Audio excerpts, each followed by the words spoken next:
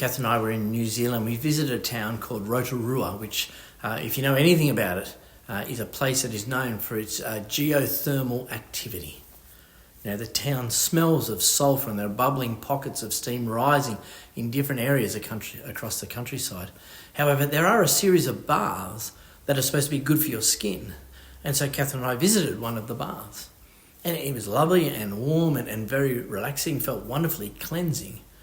However, it didn't really clean you in that kind of traditional sense of being clean, because you come away from the baths with your skin kind of smelling for at least a couple of days after, like the smell stays in your skin. Well, on Monday, we thought about the individual who may or may not be God, but who was pierced so that the people of God could be saved. And yet what we also saw was the realization that because the people themselves were responsible for his death, it led to a day of mourning. Well, today we'll consider what follows a day of mourning, which is a day of cleansing. Zechariah 13 verse 1. On that day a fountain will be opened to the house of David and the inhabitants of Jerusalem to cleanse them from sin and impurity. On that day I will banish the names of the idols from the land, and they will be remembered no more, declares the Lord Almighty. I will remove both the prophets and the spirit of impurity from the land. And if anyone still prophesies, their father and mother to whom they were born will say to them, you must die, because you have told lies in the Lord's name. Then their own parents will stab the one who prophesies. Now, Monday we read about God pouring out on his people a spirit of grace. But in order for his people to enjoy his blessing, the spirit of impurity must be removed from the land. God's people cannot worship both God and idols. They must choose who they will serve. And that really highlights the dual nature of faith in terms of God's work and our response.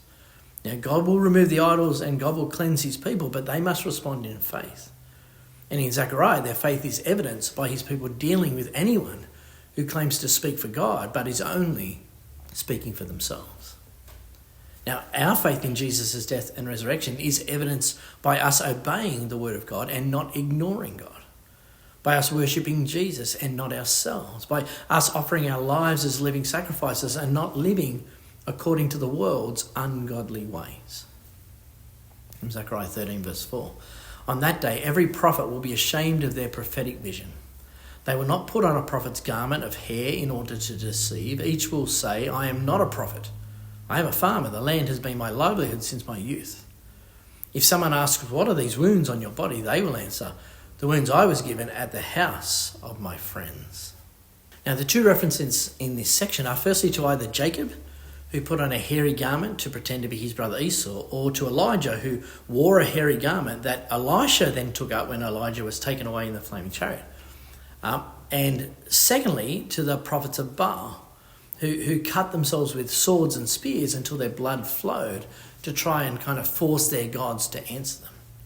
And so what we're told in Zechariah is that the prophets will be so ashamed of their false prophecy that they won't even put on their prophet's clothing. And they'll make excuses as to try and pretend that they haven't been prophesying. We haven't been cutting ourselves. And the point being that God will remove the false prophets from his land and the people of God will be cleansed of their sins.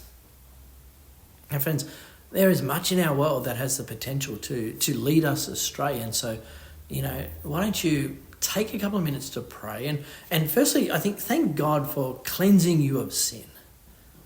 And then secondly, ask God to help you to not be fooled by idols or false prophets, but instead to enable you to hold firmly to the teaching of Jesus. Who was good?